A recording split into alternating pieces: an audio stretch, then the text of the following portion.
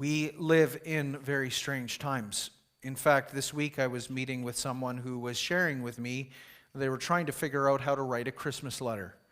They had written a Christmas letter to their colleagues last year on a personal note and had distributed it to their fellow colleagues when two of their fellow colleagues took offense at the letter because the letter contained the name Jesus Christ.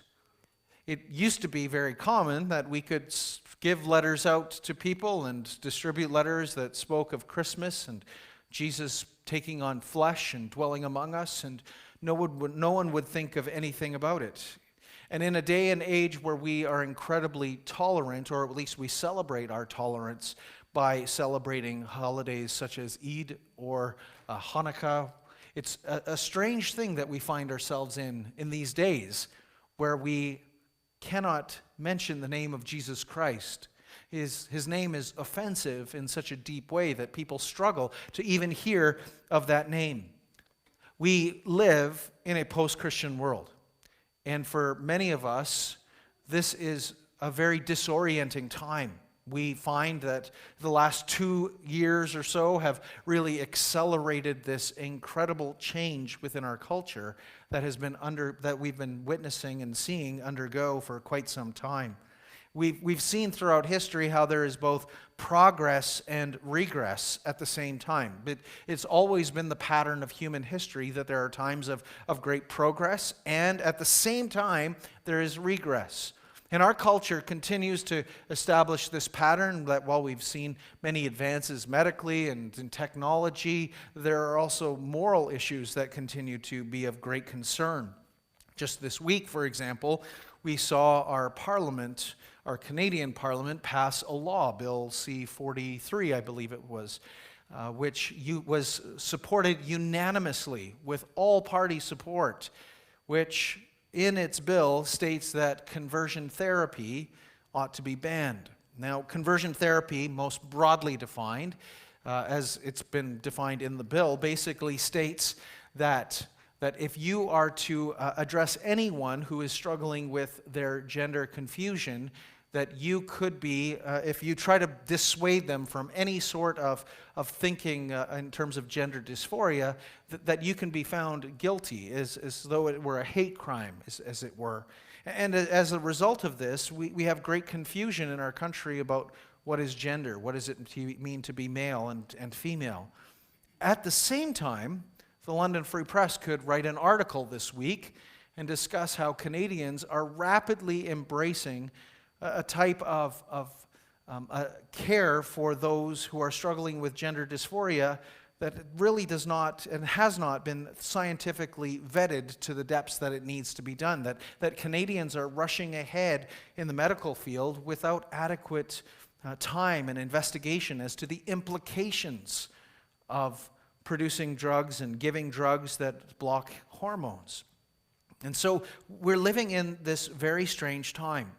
We live in a strange time where we want the benefits of Christianity, all of the prosperity and wealth and the success that it has brought. We want the benefits of living in a society where we act with truthfulness, and when we put our bananas on the scale at the grocery store, we have the expectation that these are just scales, that it's going to weigh exactly what the bananas weigh, and we're going to pay according to what is there. And so we have these expectations as a culture that many of the values and integrity values that Christianity has brought with it, so that we have just business practices, we're wanting to keep those things without the foundation of what was behind those things. And it can only be a matter of time before we find that there are ways that we as a society can't function even in business because we don't know how to trust one another. We don't have just scales. We will find all sorts of issues are going to arise as we jettison truth and replace it with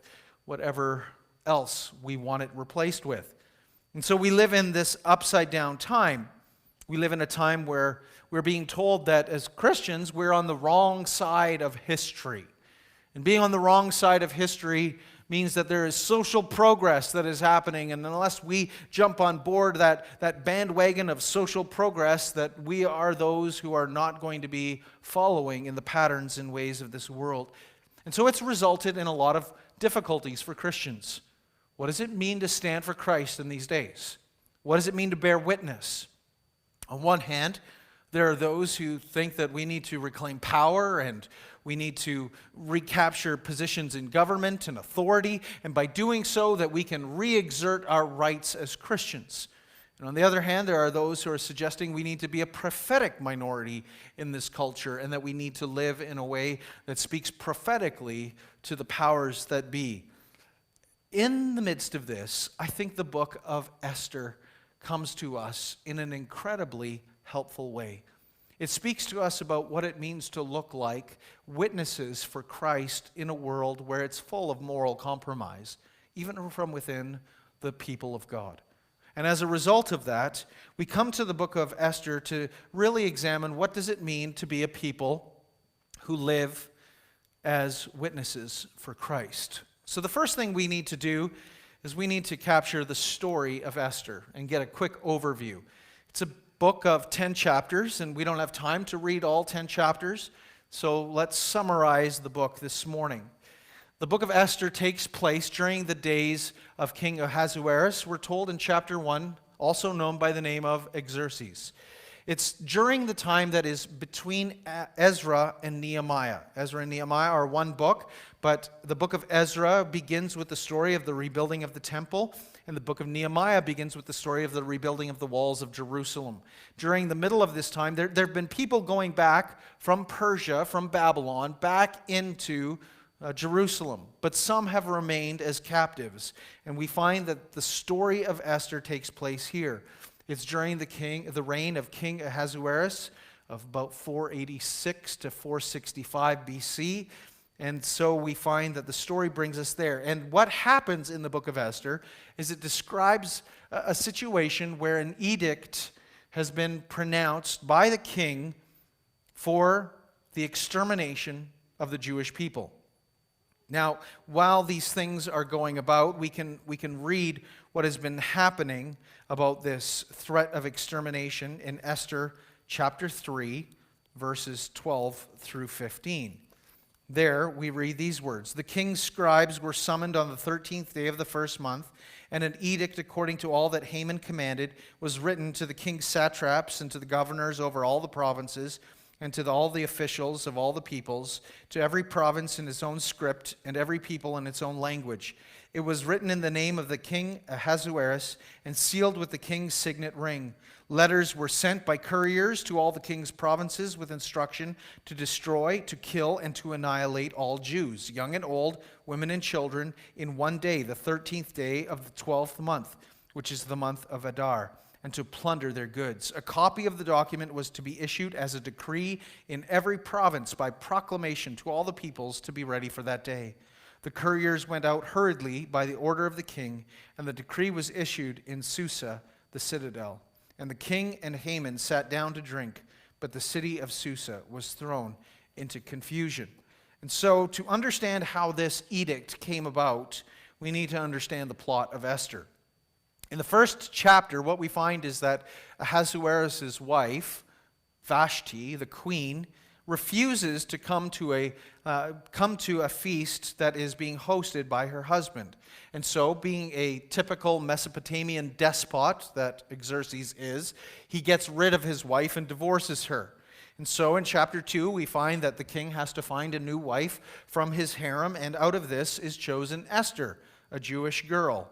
Esther has been adopted, and she's been cared for by her guardian, Mordecai. And during this time, Mordecai discovers that there is a plot to assassinate King Xerxes. He lets Esther know about this plot, and as a result of it, Xerxes' life is saved. But at the beginning of chapter 3, what we find is that Haman, the Agagite, is placed in second in command. The orders are given by him to all people everywhere that they are to bow down and honor him. The result of this is that there is one man, a Jew, Mordecai, who refuses to bow down, probably because he has ingrained in him not to worship anyone else other than the living God, the first commandment. And so when it is discovered that he is a Jew, Haman hatches a plan to exterminate the Jewish people, and he seeks out Xerxes' approval.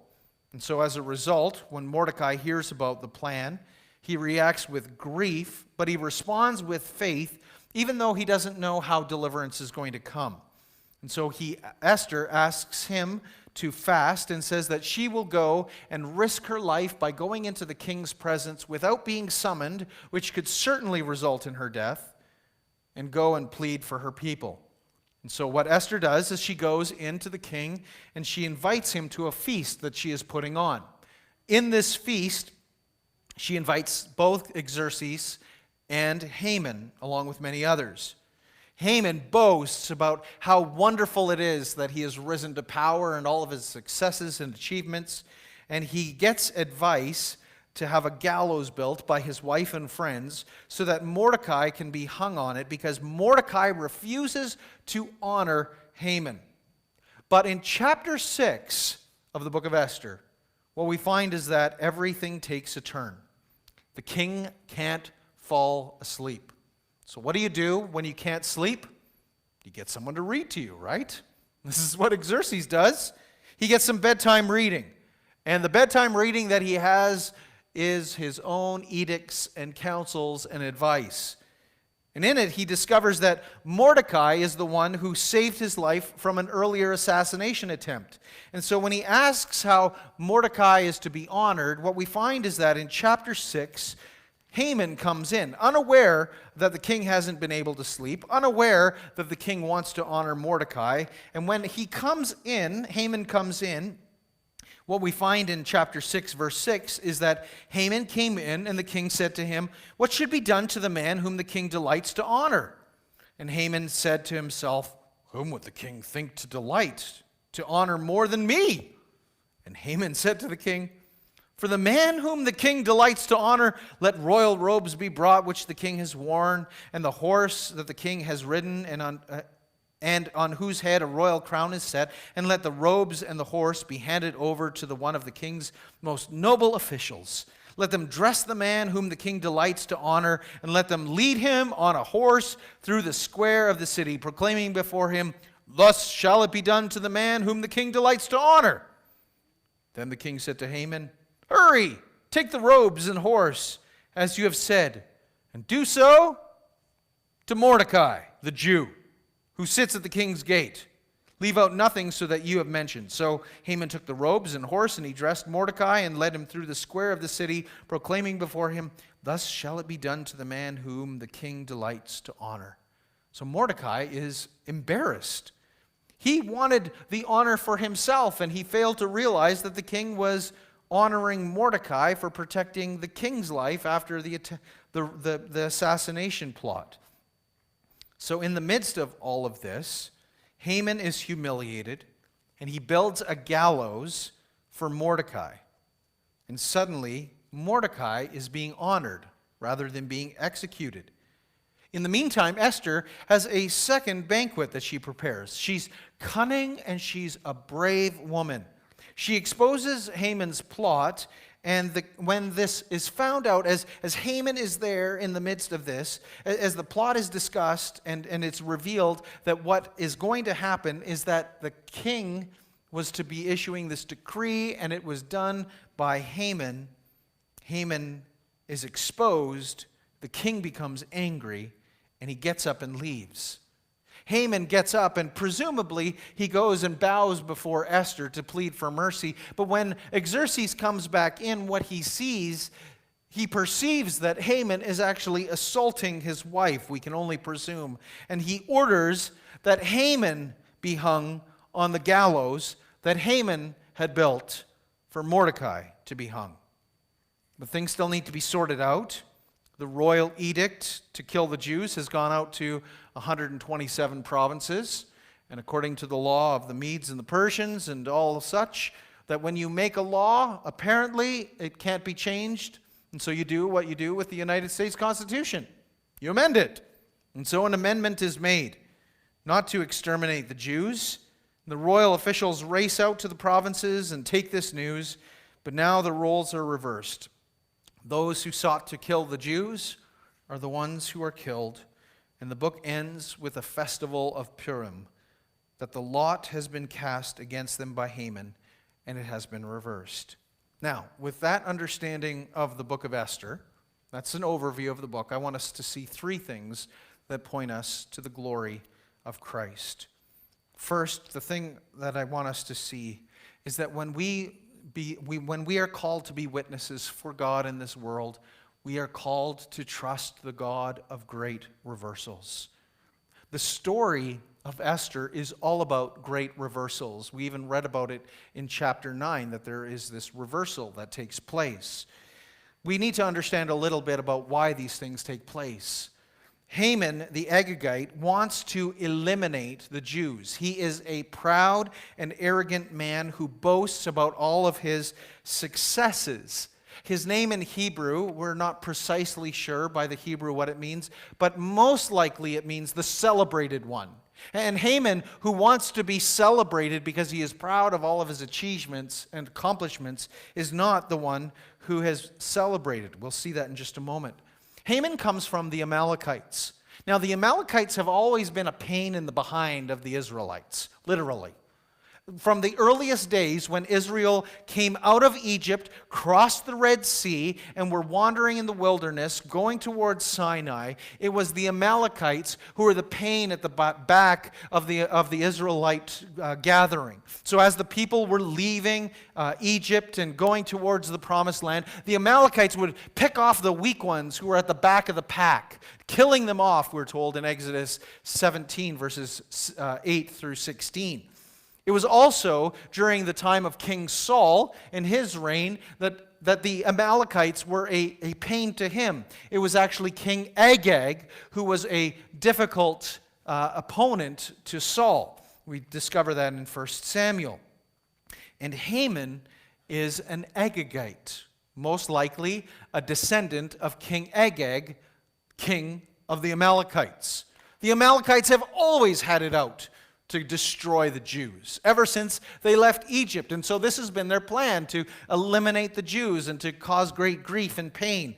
Haman is the kind of man who is just wanting to be celebrated. As I suggested, that's what his name means. And we see this in chapter 5, verses 9 and following.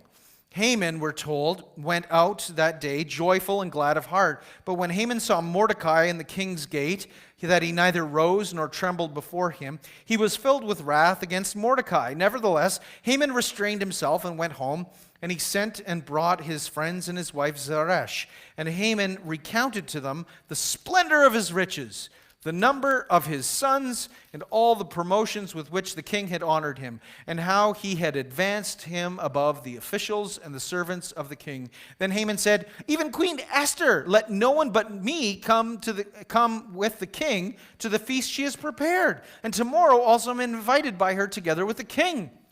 Yet all this is worth nothing to me, so long as I see Mordecai the Jew sitting at the king's gate." Then his wife Zeresh and all his friends said to him, "Let a gallows 50 cubits high be made, and in the morning tell the king to have Mordecai hanged upon it. Then so go joyfully with the king to the feast." This idea pleased Haman, and he had the gallows made. Haman is the kind of guy who wants to be celebrated. You can hear that here. He wants a lot made of him. He's a boastful and proud man. And as he boasts, the irony is that Haman is the one who is brought low, that he builds the gallows so that he can execute Mordecai, who refuses to bow down to him. And yet who's hung on the gallows? It's not Mordecai. It's Haman. Haman is hung on the very same gallows that he has built for the extermination of the one who refuses to bow down to him.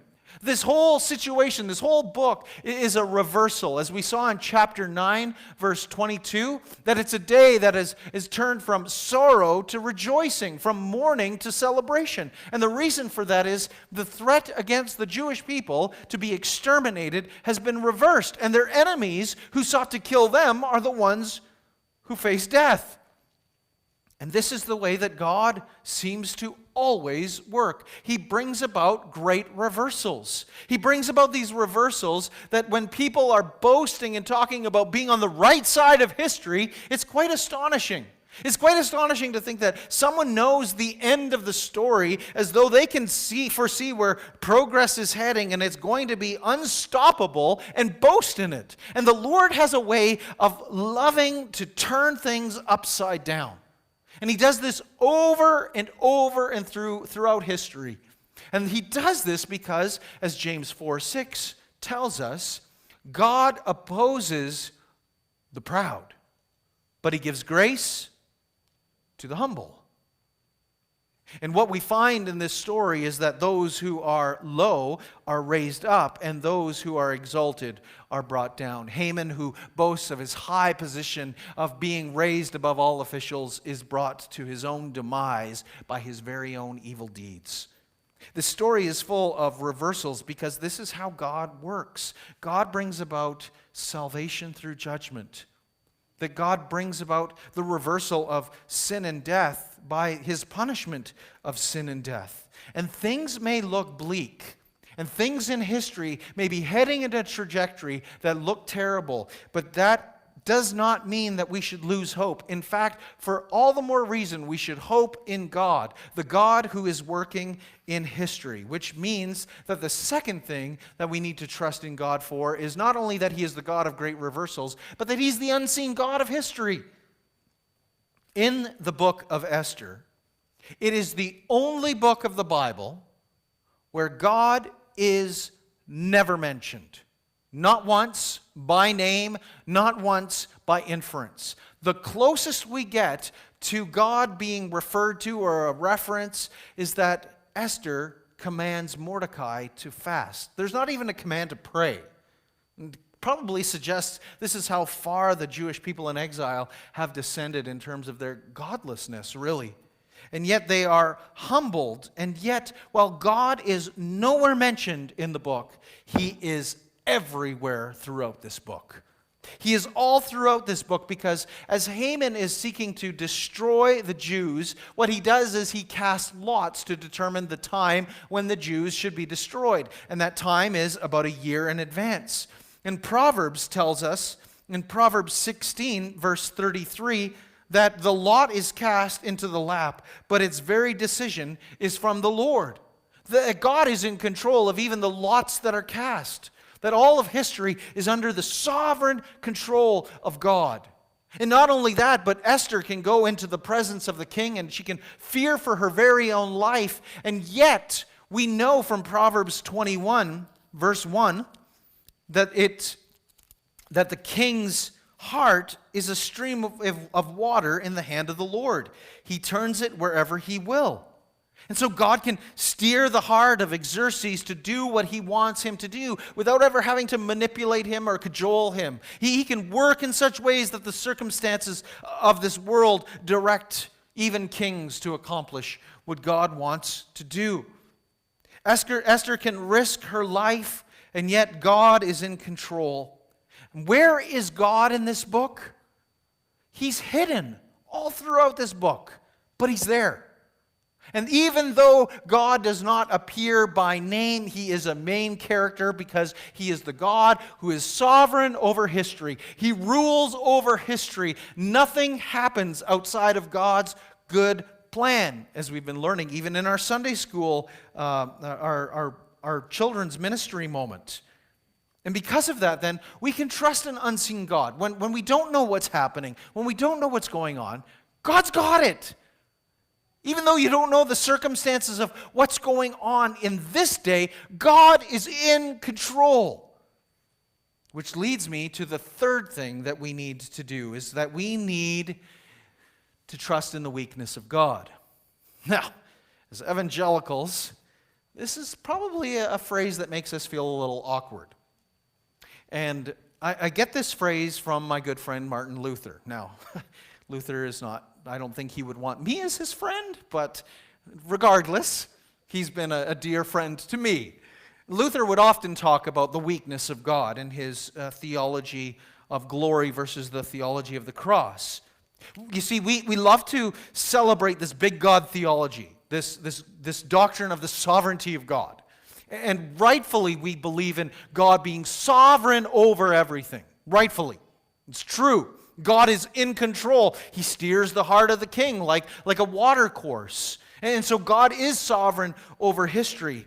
But the way that God uses his power is fundamentally different than how human beings use power. As human beings, we use power to manipulate, to cajole, to control. This is a large part of what counseling is about. It's this desire to try and work through the fallenness of our own being, that we seek to use power to do things, to control, manipulate, to deal with anxiety, depression, discouragement. We try many means to care for our own selves in selfish ways. This is what human beings do with power. That we have a bad relationship with power because of our fallen nature. But God's way of using power is not the way that we use power as human beings. We use power for self-protection. We use power for self-promotion. But that's not the way of God. That's not how God uses power, ever. He never uses his power to manipulate. He never uses his power to control in a way that is inappropriate. He never uses his power to coerce. God's power is on display by me being made perfect in weakness. What this means is that throughout the book of Esther, we see that there are all sorts of ways that God's power is being made perfect through weakness. Just consider, first of all, Mordecai. Mordecai is a compromised Jew. He does not want Esther to reveal that she is a Jew. He is trying to conceal his identity as a Jew. Mordecai's name actually means a worshiper of Marduk. Now, that may not mean anything to us, but if you lived in the ancient world, Marduk was the god of the Babylonian gods. And it suggests that at least somehow Mordecai had been assimilated culturally into the practice of the Babylonians around him. He's a compromised Jew. He's hiding his identity, and we can only assume that he hides his identity as a Jew because he's wanting to use power in some way to protect his own people. Not a bad thing, but still, he's trying to get a hold of power in some way. And yet he is not able to. His failure to reveal his identity as a Jew is totally the opposite of Daniel. Daniel, at every stretch of situations, comes across as a faithful Jew. He's always proclaiming his faith in the Lord. He is always being steadfast in his resolve. He makes it known. He's not seeking power, and yet he's promoted to power. But Mordecai is not like Daniel. Daniel, who's always sharing that his faith is in the God of Israel, the one true living God, Mordecai is concealing it and telling Esther to do the same. And yet, God has a way of humbling Mordecai in this book in such a way that what he does is Mordecai is the one who is used by God to bring about the salvation of the Jews. Or we could consider Esther. Esther puts her own life at great risk. She sees and hears that this decree has been made that the destruction of her own Jewish people be passed. And in chapter 4, we read in verses 12 through 17 that there's a correspondence that goes back and forth between her and her guardian father, Mordecai. Esther 4, verse 12. They told Mordecai what Esther had said. Then Mordecai told them to reply to Esther, "Do not think to yourself that in the king's palace you will escape any more than all the other Jews. For if you keep silent at this time, relief and deliverance will rise for the Jews from another place. But you and your father's house will perish. And who knows whether you will have not come to the kingdom for such a time as this?" Then Esther told them to reply to Mordecai, "Go, gather all the Jews to be found in Susa and hold a fast on my behalf. And do not eat or drink for 3 days, night or day. I and my young women will fast as you do. Then I will go to the king, though it is against the law. And if I perish, I perish." Mordecai went away and did everything as Esther had told him. Esther risks her own life. She's going to go before the king without being summoned, realizing that she could face impending death. And what is the result of that? In chapter 7, verses 1 and following, we read these words. So as Esther, she has this feast, The king and Haman went into the feast with Queen Esther. And on the second day, as they were drinking wine after the feast, the king again said to Esther, "What is your wish, Queen Esther? It shall be granted to you. And what is your request? Even to half of my kingdom it shall be fulfilled." Then Queen Esther answered, "If I found favor in your sight, O king, and if it please the king, let my life be granted me for my wish, and my people for my request. For we have been sold, I and my people, to be destroyed, to be killed, and to be annihilated. If we had been sold merely as slaves, men and women, I would have been silent, for our affliction is not to be compared with the loss to the king." The king Ahasuerus said to Queen Esther, "Who is he, and where is he, who has dared to do this?" And Esther said, "A foe and enemy, this wicked Haman." And this terrified Haman. Then Haman was terrified before the king and the queen. You see, Haman wants power because he wants to be in control. We want to use power because we want to protect ourselves. We want to exalt ourselves. We want favor for ourselves. And yet, what does God delight in? God delights in the lowly, in the weak, in the humble things, in the things that are not, in the things that are despised. These are the very things that God delights in. And God delights when His people bear witness, and it even is at risk of their very own lives. That He honors that, and He is pleased to do that. That, as Tertullian would say, that the blood of the martyrs is the seed of the church. That it's always been that through sacrifice that God has been pleased to display to the world that there is power in weakness. It's not in being might is right, but in being weak and lowly. This is the way that we come into the kingdom. We come into the kingdom by way of confession. And the way that we bear witness is the same way that God has revealed to us all throughout the Old Testament story. All these things are pointing us that we would see the glory of Christ. The one who would come with all greatness and power and splendor would appear not as one who is great and mighty, but one who is despised and rejected, a man of sorrows and acquainted with grief. The one who would come and appear, the infinite God, would come and appear as lowly and lying, powerless it appeared, and in a manger. The one who was great and mighty, who is exalted high above the heavens, would make himself born into a situation where his father and his mother would be suspected of not having been faithful before they were married.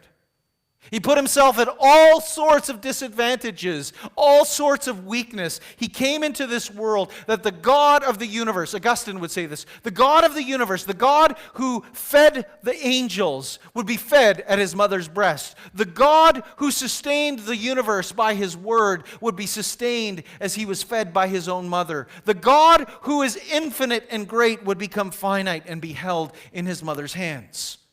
And as a result of this, when Mary would hear that she would give birth to the Son of God, Mary would say these words in Luke chapter 1, verse 46, "My soul magnifies the Lord, and my spirit rejoices in God my Savior, for He's looked upon the humble estate of His servant.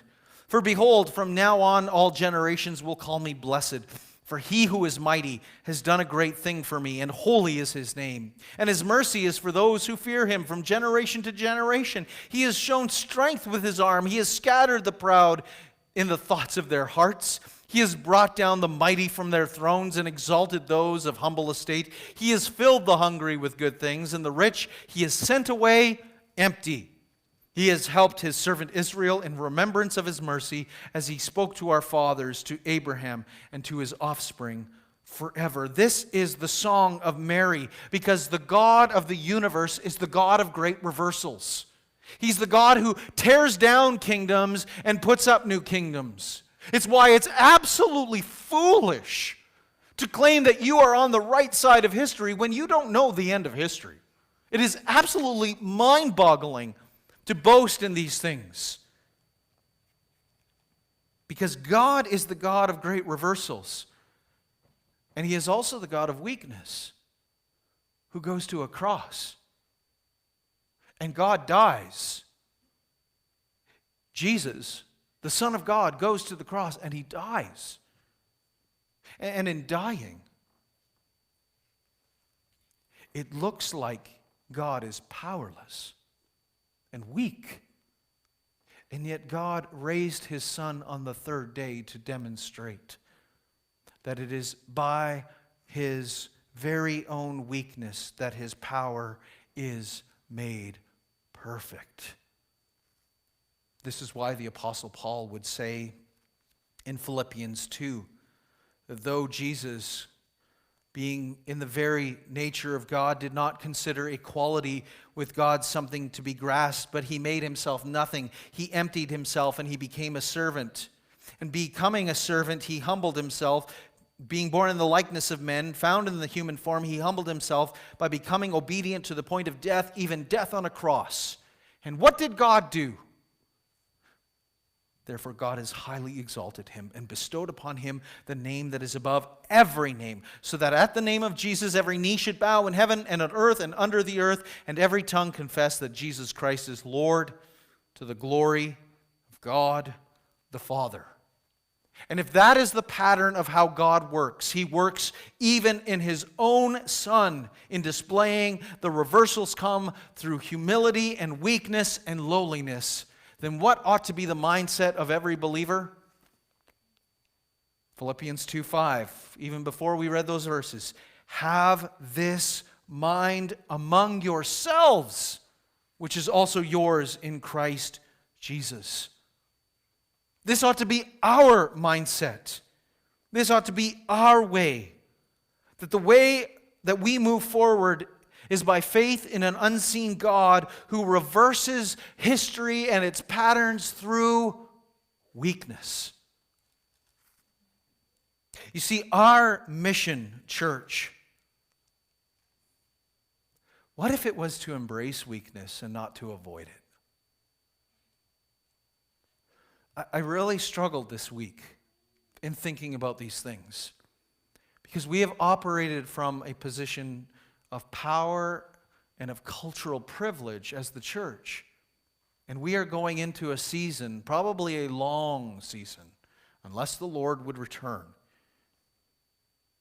where we are going to have to embrace weakness. If the way into the kingdom was by us being those who are humble and confessing our sin, then what would change in terms of our mission? What if our mission was to the weakest and to the lowliest, to the neediest, to those who are despised and rejected in our society? The church has always been known for setting up hospitals and orphanages throughout the ages. It's been known for caring for children when they were abandoned to infanticide in the Roman world. The church has been known for caring for those who are most vulnerable, and in a community where we have incredible wealth and privilege. Some of the most wealthy Canadians live in our community in terms of our stature and status. What would it look like for us as a church to embrace the mission of weakness?